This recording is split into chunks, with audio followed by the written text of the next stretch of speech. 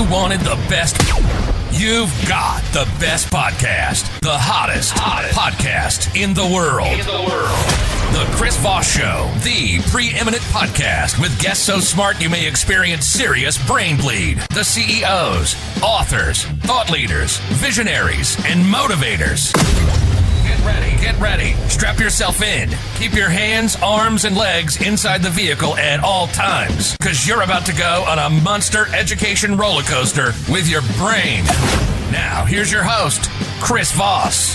Hi, folks, of us here from the ChrisVossShow.com. One of the earliest things that makes it official. Welcome to the big show. As always, the Chris Voss Show is a family that loves you but doesn't judge you, at least not as harshly as the rest of the world, because you're here every day checking out all the 10 to 15 amazing podcasts we're putting out each week for over 16 years and 2,300 going on 2,400 episodes.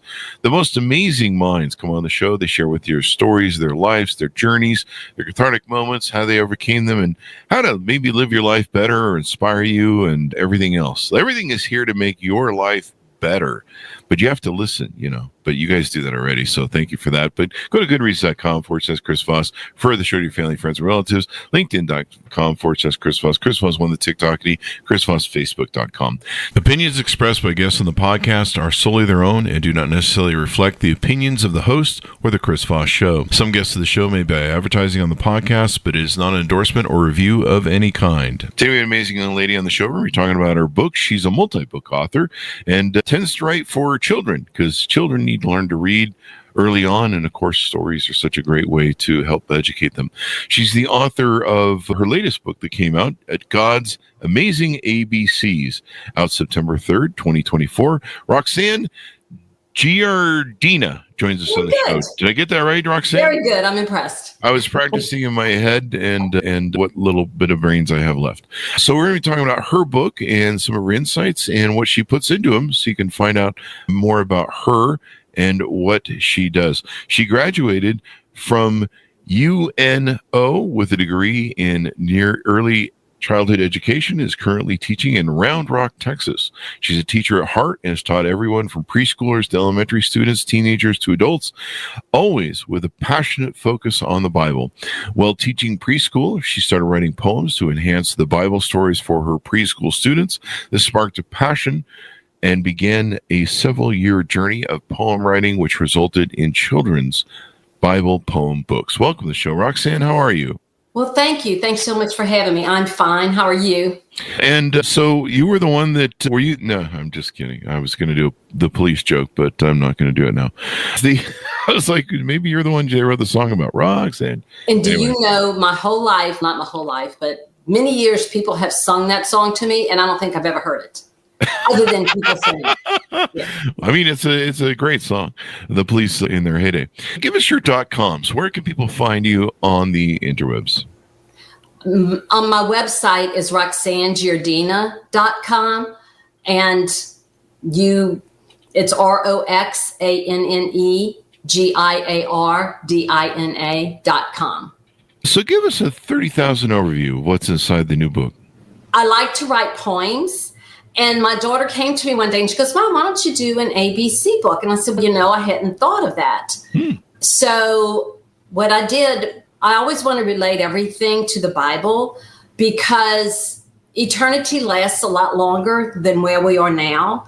And kids get so much information that is not biblical. I'm not saying it's bad, but it's not biblical. I think being able to stick biblical in there is good.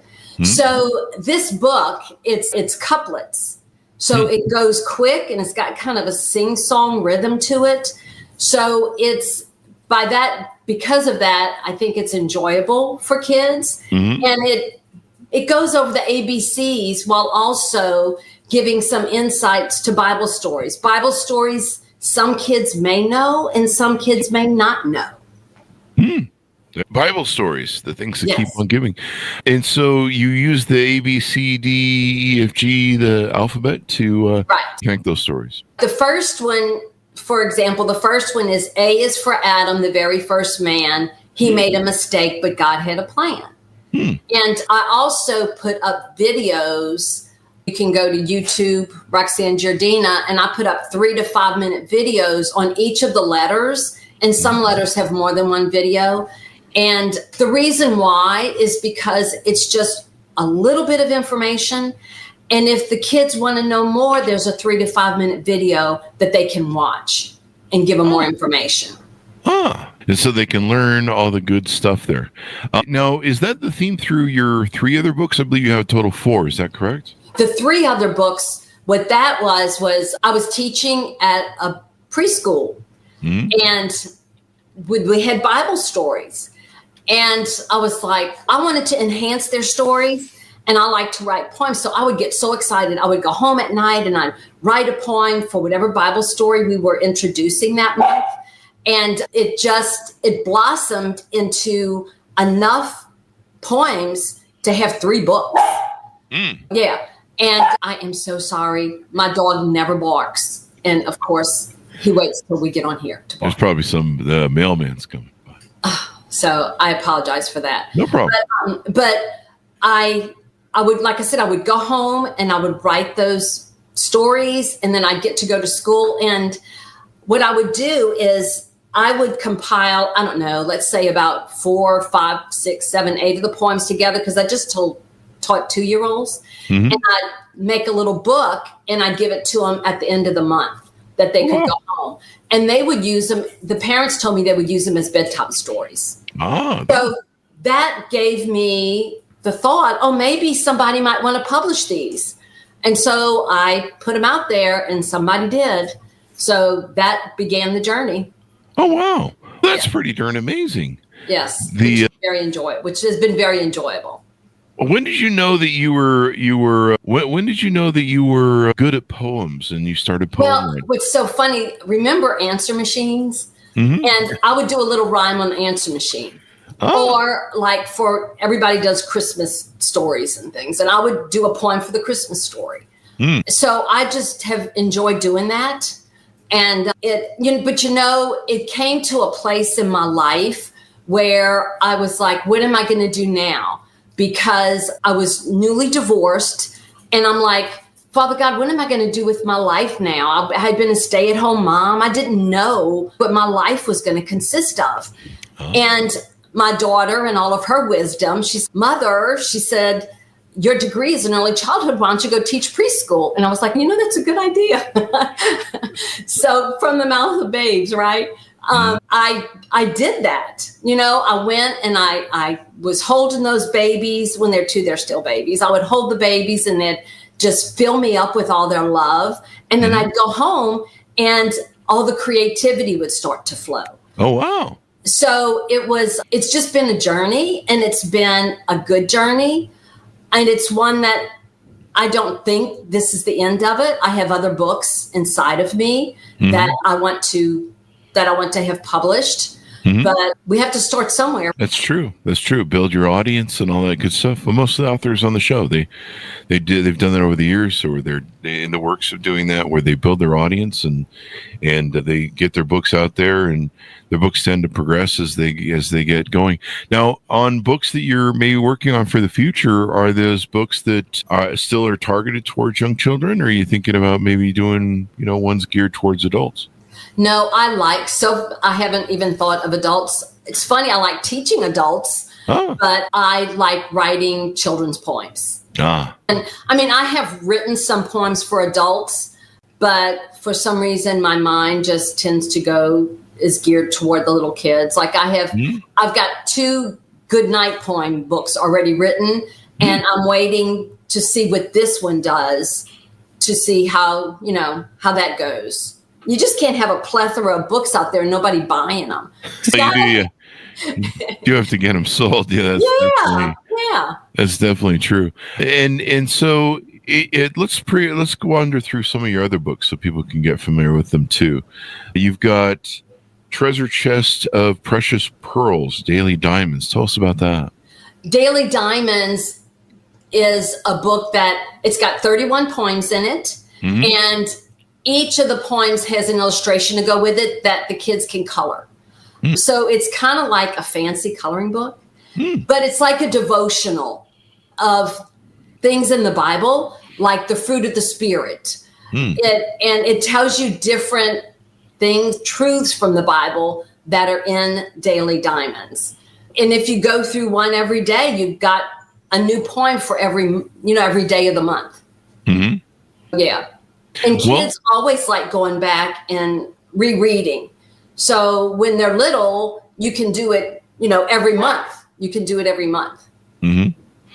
And the great thing about kids is they reread stuff over and over and over. That's the way they master stuff. That's why they watch the Disney movies over and over again. It's kind of how we learn. We learn through stories. We were just talking about that with an actor on the show a few hours ago. Stories, learning through stories, and all that stuff is so important. Now, I guess the Treasure of Chest Pearls encompass 3 different of your books. There's the New Testament Nuggets and the Old Testament Oracles, and the one we just referenced, Daily Diamonds. If you want to maybe talk to us a little about those. Right. Yes. So all the Old Testament stories are in Old Testament Oracles. The New Testament stories are in the New Testament. I'm sorry, my dog barked again and made my mind go off. He's going to do that just to aggravate me. Yeah. And so I apologize. No problem. So anyway, I did those books to introduce the Old Testament and the New Testament. And how it started was I had all the poems, and my daughter was pregnant. And it was like, I'm going to put all these poems in a book for my grandbaby. And that's how it began. I put them all in one giant book for him. And then when a publisher came and was interested in it, then I was able to divide them up. Oh, yes. And what's next for you? Do you have some other books you're working on maybe in the next year or two that you'll be publishing out? Like I said, I have the 2 Good Night books that I've already done, and I'm just kind of waiting to see what this does. But I honestly have thought about books for like specific stories in the Bible for children, like David and Goliath, or Jonah and the whale, or New Testament stories, Peter the fisherman, because kids like the rhyming aspect, and they also need to hear these stories. They need to know the truths of the Bible, and that their God loves them, and that they can learn about him and his world and what he has created for them. Oh, and what age are they usually targeted to?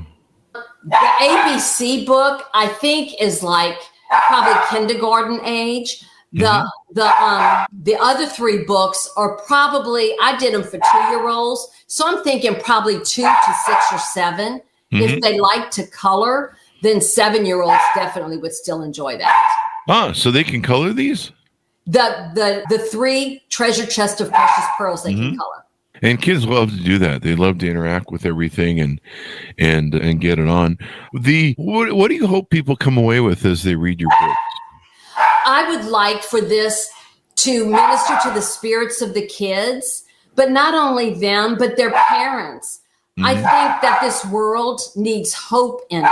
This world they need something else to focus on besides all the bad things that are going on. And if we can realize that there is an eternity, that there is a God who loves us, that cares about us, then these books, I think, help do that. They certainly do.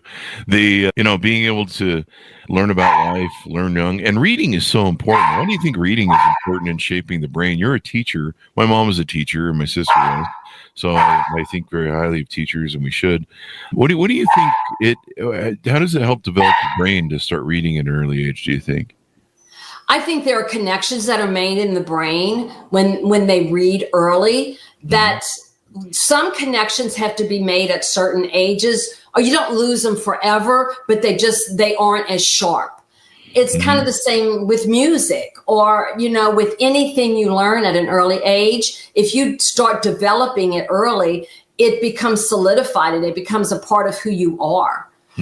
Like these poems, if the children know them, kind of like nursery rhymes, if they know them and they say them over and over again in their minds, it becomes a part of their spirit. It becomes a part of who they are, and it enriches their lives.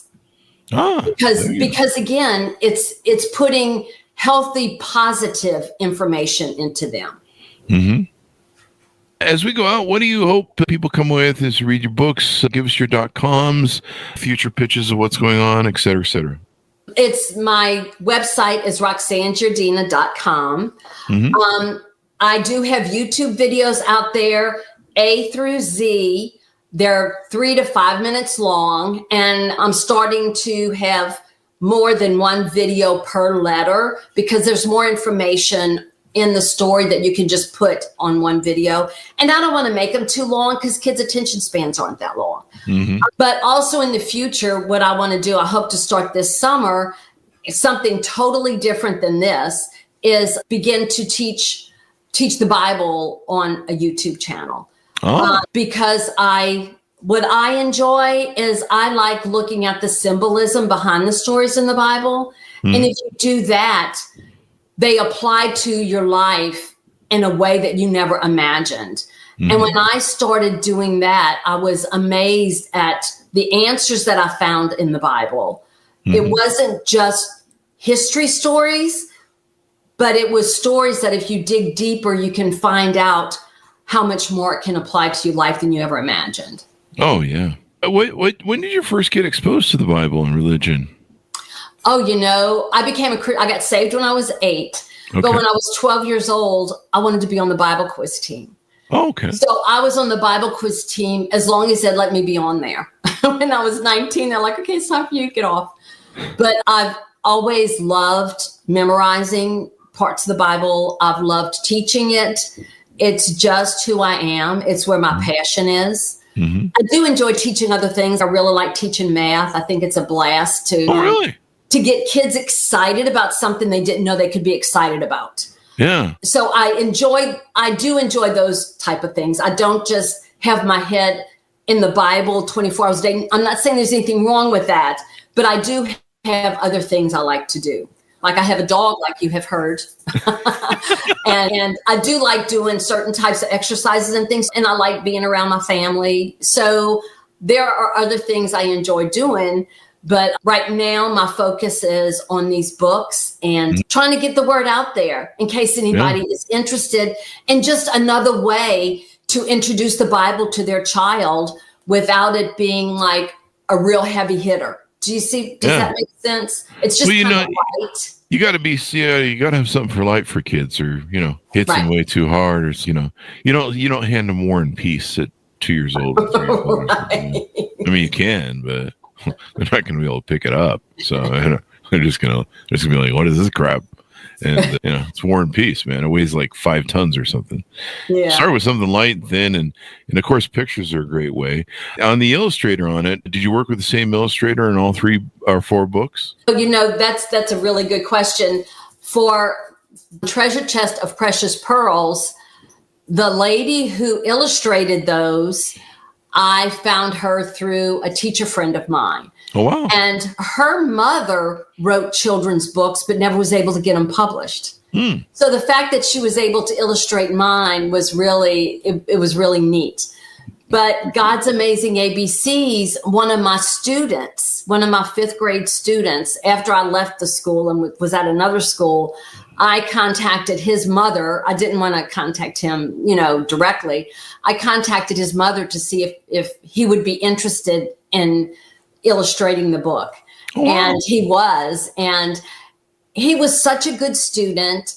And he comes from such a good family. His name's Kason Webb. And he comes from such a good family that it's nice to have something good happen to good kids. It seems like sometimes all the bad ones get the attention, or the ones who need more help or whatever. He was just a good kid. Oh, wow. Who did his work, who was, he was just a model student. And one day I was walking down the hall at school and I'm like, who drew this picture? And somebody said, oh, Kason did. I'm like, I didn't know he could draw. So I found out he could draw. And when I started this book, he was the one I contacted. Wow. And he did the wonderful pictures in it and made it look great. Yeah. I mean, we need more young people to read, utilize their brain, critical thinking, and reading just does that for you. It makes you think about things. It makes you understand your world better and everything else. I think it's one of the most important things. My mom, I think, was reading to me in the womb. I know she was writing to me in the womb. she would, she has all these letters that she wrote while she was pregnant with me. That's right. Yeah, it's pretty cool. She compiled them in a book and all that stuff. But, I think just having that sort of experience with being educated early and reading, and of course, teachers inspiring us to be better people in and of ourselves. I mean, I just think that makes such a great difference. So, yeah, I'm glad we got it there. It looks like we got the dog to finally, he really just wanted to be on the show, I think, is what it was. I apologize. Like I said, he never barks. Never. I mean, maybe we should have more dogs on the show. I think maybe that's what he's upset about. He's like, hey, man, why are you holding out for dogs, man? Dogs need to get on the show, too. So my dog's pretty quiet. My dog never says anything. My dog's whatever. He's doing a silly little show there again. You got that going for you. So anything more we want to tease out or talk to us about future projects you're working on and the books that you got going on? No, I'm just excited about this book and hoping the other 3 can come to life again. And I'm excited about my videos. And please go watch the videos if you get the book, because it will really help the kids. I have a little puppet. A girlfriend of mine made the puppet for me. And so there's a puppet on there, my little lamb, and the little lamb sings the couplet, and we talk about the story and what's behind it. It's really neat. Do all the books run with the same characters through them, or? No, they don't. Because they're about different stories in the Bible. But the video, I see what you mean, because I have a little lamb, because my girlfriend's extremely talented, and I'm like, can you make a puppet for me, a little lamb? I need to talk to some kids. Don't want to see me on a video. They want to see a lamb, So she made a real cute little lamb for me, and the little lamb and I talk back and forth about the story. Yeah. Oh, wow. So it's kind of neat. It's been fun to have you on the show. Give us your .coms one more time as we go out. RoxanneGiardina.com. Thank you very much, Roxanne. We certainly appreciate it. Thank you so much. I've totally enjoyed it. Thank you. We have too. Folks, go to pick up the book wherever fine books are sold. It's called God's Amazing ABCs. You can find it on Amazon and other places. And check out our other books as well. Get your kids reading. Make them smart. I've seen some of the kids out there these days, and they need to get off my lawn. Anyway, I watched too many Clint Eastwood movies, evidently, and then I've gotten too old. Go to goodreads.com, folks, /Chris Voss, facebook.com/Chris Voss. Chris Voss, one of the TikTok and all those crazy places on the internet. Be good to each other. Stay safe. We'll see you next time.